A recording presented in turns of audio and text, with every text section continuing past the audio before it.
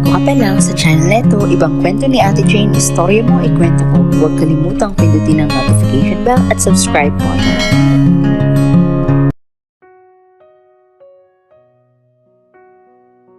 Napatango naman si Barbie tsaka isinara ang pinto at naligo. Naamoy naman ni Barbie na mabango nga ang sabon, kaya ginamit niya ito. Pagkatapos ng ilang minuto ay natapos na din si Barbie at nakita na nakatayo pa din si David sa labas ng banyo. Hindi ka talaga umalis? Nagbantay ka talaga? Nakabusangot na tanong ni Barbie dahil tinutuo pala ng binata ang sinabi nito. Oo naman. At hindi mo naman ako sinabihan na matagal ka palang maligo. Sige na, tara na sa loob at maghahanda na ako sa pag-alis. Wika ni David at tumango naman si Barbie. Matapos nga na maligo si Barbie ay bumalik na sila sa loob at naghanda naman na si David sa pag-alis. Anong oras ka babalik? Pagtatanong ni Barbie kay David at napaisip kung paano kakain at sino ang makakasama sa bahay. Ngumiti naman si David kay Barbie saka nagturan. Babalik din ako bago magtanghali. Huwag ka nang magluto dahil pag uwi ko bibili na lang ako sa kantin ang madadaanan ko. At huwag ka din matakot dahil wala namang gagalaw sa'yo dito. Bahala ka kung anong gusto mong gawin. Pero sana kung aalis ka mag-iwan ka ng sulat para hindi ako kabahan o mag-isip. Bili ni David sa dalaga, saka ngumiting umalis sa kanyang bahay. Napatingin naman si Barbie sa paligid at napansin niya na kahit simple ang bahay na iyon ay malinis ito. Ngunit tila ba madilim ang view ng bahay, kaya agad na nakaisip si Barbie na ayusin ang bahay nang sa ganon ay may magawa. Ngunit nang tingnan niya ang kanyang bank account ay tinanggalan na siya ng mga magulang ng pera. Walang nagawa si Barbie kundi ibenta ang kanyang mga damit na hindi na madalas nagagamit. Nang makaipon ng pera sa kanyang GCash account ay doon na naisipan ni Barbie na mamili sa mall. Ngunit nang lumabas siya sa bahay, sa daanan ay may nakita siya na nagtitinda ng ukay-ukay at mga murang produkto. Agad na naengganyo si Barbie na mamili dahil kahit murang ibinebenta ng mga ito ay magandang klase naman ng mga produkto. Doon ay habang namimili nadaanan at napansin siya ni Josh na mabilis inihinto ang sasakyan. Grabe! Ganyan ka na ba kahirap para mamili ng mga ukay na damit? Bumalik ka na lang kaya sa akin. Ibibili kita ng mga brand new. Pangiinis ng lalaki kay Barbie. Inis naman na tumingin si Barbie sa dating kasintahan at masamang tumingin sa lalaki. Kung wala kang magawa, tumalon ka sa building oh. Pag-inggit, pikit. Pambabara ni Barbie sa lalaki. At inis naman na umalis doon si Josh. At mabilis na pinaharurot ang limousine na sasakyan. Matapos nga makapamili at mabayaran ng mga pinamili, ay nag-umpisa na ang dalaga na ayusin ang bahay at ipinalondry ang mga maduduming damit, kortina, at iba pa sa laundry. Pagod na napaupo si Barbie at nakaramdam ng gutom. Ngunit sa halip na intindihin ang gutom ay kinuha na lamang ni Barbie ang pinalaba. Saka umuwi at matapos nun ay nakatulog ng dahil sa pagod na napala dahil sa pag-aayos sa munting bahay. Maya-maya ay nagising si Barbie nang makaramdam ng pagkalam ng tiyan at nang tingnan niya ang cellphone ay 12:00 na pala. O-order na sana sa online si Barbie ng pagkain nang saktong dumating si David dala ang supot na may lamang pagkain. Anong nangyari sa bahay? Takang tanong na bungad ni David at nagulat sa biglang pagbabago ng bahay, maging ng ibang gamit. Inakala naman ni Barbie na nagalit si David, kaya nakayuko itong sumagot. Huwag kang mag-alala, yung mga lumang garments na nasa drawer na at malinis, saka yung mga lumang gamit na pinalitan ko nandun sa isang box. Hindi ako nagtapon kasi alam kong mahalaga sa'yo ang mga gamit mo. Pero sorry kung iniba ko ang ayos ng bahay. Nakayukong wika ni Barbie. Hindi ako galit. Nagulat lang ako. Kasi magaling ka pala sa pagdisenyo. Hindi na masama.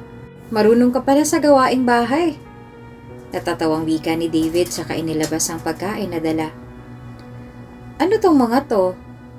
Takang tanong ni Barbie at tinitigan ang mga dala na pagkain ni David. Natatawa naman ang bahagya si David dahil alam niya na magiging ganon ang ekspresyon ni Barbie. Ito, calamares to. Tapos to, kwek-kwek. Yung isa naman, pares yan. Sarado kasi yung kantin. Tapos sa kabila, naubos ang ulam nila. Kaya ito na lang nabili ko. Paliwanag ni David. Kahit na nag-aalinlangan ay kinain ni Barbie ang mga pagkain. At tulad nung una, ay namanghana naman ang dalaga at hindi makapaniwala sa presyo ng mga pagkain na natikman. Grabe, ang mura lang nila? Manghang tanong ni Barbie. Nakangiting tumango naman si David at nakita na may sauce sa gilid ng labi ng dalaga. Kaya bahagya itong lumapit kay Barbie, tsaka pinunas ang sauce sa gilid ng labi ng dalaga. Pasensya na. May dumi kasi sa gilid ng labi mo. Nahihiyang wika ni David. Dahil doon niya lamang napagtanto ang ginawa. Napakurap-kurap naman si Barbie at bahagyang napangiti dahil sa pagiging sweet ni David sa kanya. Nga pala kanina nakita ko si Josh. Panimula ni Barbie. Tapos, may ginawa na naman ba siya? Dapat pinahiya mo para matanggal ang angas sa katawan. Diretsong wika ni David at natawa naman si Barbie sa sinabi ng lalaki. Nakakatawa ka, alam mo yun? Kung makareact ka, laki ng galit. Anyways, tama ka, sinupalpal ko talaga siya. At pinahiya. Laitin ba naman ako dahil bumibili daw ako ng ukay? Pahiya siya nang sinagot ko. Tumatawang pagkukwento ni Barbie kay David at hindi maalis ang ngiti sa labi. Natulala naman si David dahil sa pagngiti ng dalaga. Teka, sa ukay ka bumili? Takang tanong ni David nang mag-sink in sa utak niya ang sinabi ng dalaga. Oo, mura lang kasi. Tapos maganda naman. Kontiwing laba lang at disinfect, ayos na. Nakangiting sagot ni Barbie. Napailing-iling naman si David at hindi makapaniwala na isa-isang ukay bumili ang isang tulad ni Barbie na sanay sa buhay at dekalidad ng mga bagay. Teka, saan ka nakakuha ng pera? Hindi ka pa ba tinatanggalan ng pera ng magulang mo? Takang tanong ni David. Napabuntong hininga naman si Barbie dahil sa naging tanong ni David. Tinanggal na nila. Binenta ko yung mga luma akong damit, accessories at gamit para magkapera. Madami din kasi akong gamit, 5 maleta. Hindi naman lahat magagamit ko.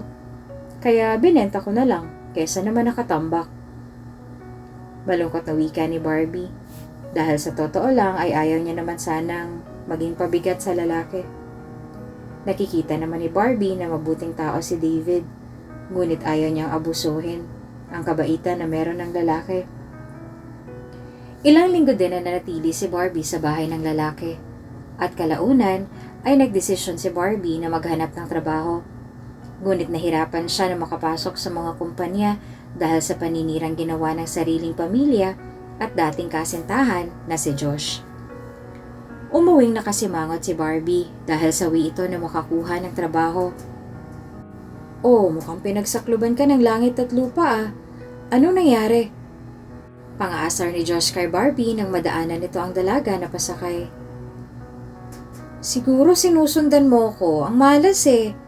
May balat ka pa naman sa puwet. Ang liit pa ng pang-ibaba mo. Sigaw ni Barbie kay Josh at pinagtitinginan naman si Josh at pinagtawanan. Baliw ka talaga!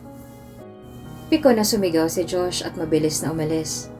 Natatawang sumakay naman sa bus si Barbie at bumaba din agad nang makita si David sa gilid ng kalsada na kumuha ng mga bote. Barbie, anong ginagawa mo dito? Ang init-init dito! Puna ni David sa dalaga at mabilis na kinuha ang payong sa kanyang bag at pinayungan ang dalaga. Kinilig naman si Barbie sa part na yon dahil sa pagiging maalaga ni David sa kanya. Ako nahahawak. Tanghalian na kasi, tara na. Kain na muna tayo dun sa karinderya ni Aling Julie. Pag-aya ni Barbie sa lalaki. Sige, tara. Baka gutom ka na sa kahahanap ng trabaho. Mahinang wika ni David at napansin agad ni Barbie na para bang matamlay ang binata. Nang makarating sa karinderya ay nag-order na silang dalawa at si David na mismo ang nagbitbit ng tray ng pagkain para sa dalaga. Ang ganda naman ng dalagang kasama mo, David. Nobya mo ba?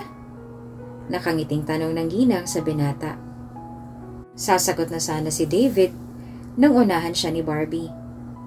Hindi niya po ako nobya. Asawa na po. Nakangiting wika ni Barbie. At tila ba ipinagmamalaki pa nito na asawa si David. Wow, ganun ba? Maswerte ka dyan kay David, masipag yan. May dedikasyon sa buhay. Mabait pa at maaasahan. Papuri ng ginang sa binata. Nako, tama ka po. Maswerte po talaga ako na pinakasalan ko itong si David. Masayang wika ni Barbie na tila ba totoong-totoo ang mga salitang binibitawan. Hindi naman maiwasan ni David na mapaisip kung nagpapanggap lamang ba si Barbie o totoo na sa mga tinuran nito. Ngunit sa halip na magtanong at mauwi sa pag-aaway, ay nanatili lamang na tahimik si David at sinarili na lamang ang mga tanong sa isipan. Nag-umpisa ng kumain ng dalawa at nasanay na din naman na si Barbie sa mga pagkain na lutong karinderya at unti-unting nasanay sa buhay mahirap. Kahit minsan ay naiiyak na lamang siya dahil hindi malaman kung bakit napakasama ng kanyang mga magulang na kung ituring siya ay tila ba hindi siya anak. Kamusta ang paghahanap mo ng trabaho? Pagtatanong ni David sa dalaga. As usual, nga pa din. Inaharangan ako nila mami eh. Di ko na nga alam paano makakahanap ng trabaho. Tila pagod na wika ni Barbie. Try mo kayo mag-apply sa convenience store. O kaya naman sa mga karinderya bilang servidora. Panigurado matatanggap ka dun. Kapag sa kumpanya kasi panigurado mabilis na malalaman ng mga magulang mo at ng baliw mong ex. Suwestyon ni David sa dalaga. Napahinto naman sa pagkain si Barbie tsaka napatingin sa labas ng karinderya ni Aling Carmen. Huy, dahan-dahan lang, baka mabulunan ka. Saway ni David sa dalaga. Ngunit mas lalong binilisan pa ito ang pagkain at nang matapos ay lumapit ito sa ginang. Ate Carmen, naghahanap ka po ng serbidora? Pagtatanong ni Barbie sa ginang. Oo, bakit? Naghahanap ka ba ng trabaho? Hindi ba ikaw ang asawa ng suki kong si David? Takang tanong ng asawa kay Barbie at nang matapos si David ay pinuntahan nito si Barbie. Sana po kung available po. Kailangan po ba may resume dito o biodata? ID ganon? Dire-diretsong wika ni Barbie at natawa naman ang ginang. Sige, tanggap ka na. Bukas din pumasok ka dito. Sumabay ka na sa asawa mong si David kasi maaga pa lang nangongolekta na yan ng mga bote dito sa aming karinderya. Maligayang wika ng ginang at tuwang-tuwa naman si Barbie. Nakatulala lamang si David sa dalaga at hindi makapaniwala na ginawa nito ang suhestyon niya. Uy, seryoso ka? Magtatrabaho ka talaga bilang serbidora? Kunot noong tanong ni David sa dalaga habang bitbit ang sako ng mga kalakal. Oo naman. Tsaka maganda na din yun. At least libre na sa pagkain. At makakapag-uwi pa ako ng mga tira. Sabi ni Ate Carmen, baka daw mahirapan ako pero ayos lang, wala namang trabahong mabilis at madali, di ba? Masayang wika ni Barbie at nasanay na din sa buhay na meron si David. Hindi naman hinadlangan ni David ang nais ni Barbie at sinuportahan na lamang ang dalaga. Sa paglipas ng panahon, unti-unti nang nahulog ang dalawa sa isa't isa, ngunit kapwa hindi umaamin ang dalawa. Barbie, nandito na sundo mo si David. Sinusundo ka na ng asawa mo. Wika ni Aling Carmen sa dalaga. Mabilis na tinapos ni Barbie ang kanyang mga hugasin at masayang lumabas. David, dapat hinintay mo na lang ako sa labas. Nahihiyang wika ni Barbie sa binata. Ngiti lamang ang isinagot sa kanya ni David at nagsalita naman si Aling Carmen. O siya, iuwi mo na yung mga tirang ulam. Sige na. At gagabihin na kayong mag-asawa. Mag-ingat kayo ha. Sayang wika ni Aling Carmen sa mag-asawa. Sana all na lang talaga may ganyang asawa. Sana ako din. Panunodyo ni Riza kay Barbie. Si Riza ay bagong katrabaho ni Barbie na mabilis niya namang naging kaibigan. Nako, Riza, maghanap ka kasi ng tamang tao. Hindi puro pogi at itsura lang. Tulad ni David. Kahit ganyan ang binatang yan, aba, mapalad si Barbie sa kanya dahil bukod sa masipag, ay maalaga pa yan. Payo ni Aling Carmen sa dalagang si Riza. Noted, Ate Carmen. Basta inggit ako sa inyong dalawa. Sana all talaga. Pabirong sagot ni Riza sa ginang at kina David. Matapos nun ay naglakad na lamang pauwi ang dalawa at pagdating sa bahay ay sabay na kumain ang dalawa. Barbie, ito may regalo pala ako sa'yo. Wika ni David na tila ba nahihiya pa. Nagulat naman si Barbie sa sinambit ng lalaki dahil hindi pa siya nakakakuha ng regalo sa lalaki at hindi naman niya kaarawan. Ano yun? Excited na tanong na Barbie sa lalaki. Ito.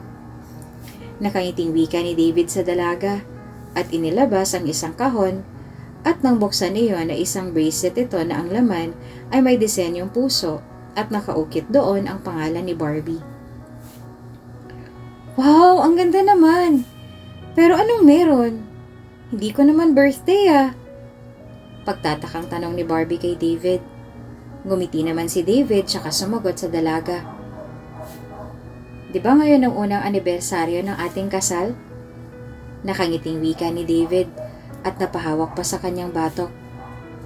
Natahimik at natigilan naman si Barbie dahil siya'y nalimot na ang araw na unang nakilala niya ang lalaki at ngayon ay isang taon na pala silang magkasama sa hirap at ginhawa na tila ba'y isang tunay na mag-asawa.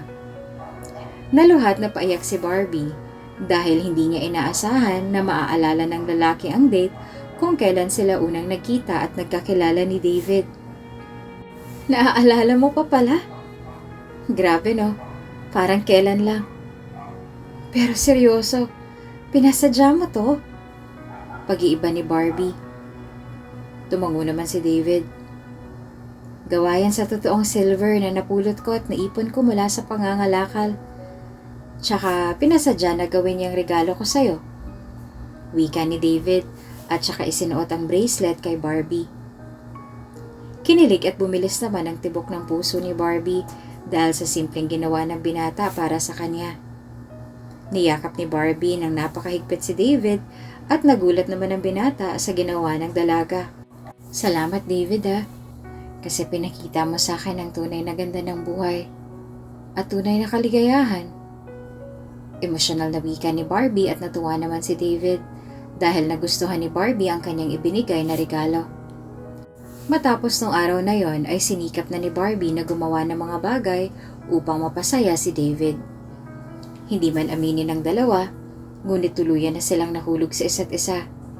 Pero walang naglakas ng loob sa kanila na umamin dahil sa pag-iisip na baka mabigo lamang sila. Isang umaga ay nagising ng maaga si Barbie upang ipaghanda si David ng makakain. Ang aga mo naman atang nagising. Nakangiting puna ni David kay Barbie at niyakap pa ang dalaga. Naging nakasanayan na ni David na yakapin si Barbie sa tuwing pagkagising at labis naman na ikinatataba ng puso ni Barbie iyon. Bago ka pa lang sa channel neto, ibang kwento ni Ate Jane, istorya mo, ikwento ko. Huwag kalimutang pindutin ang notification bell at subscribe button.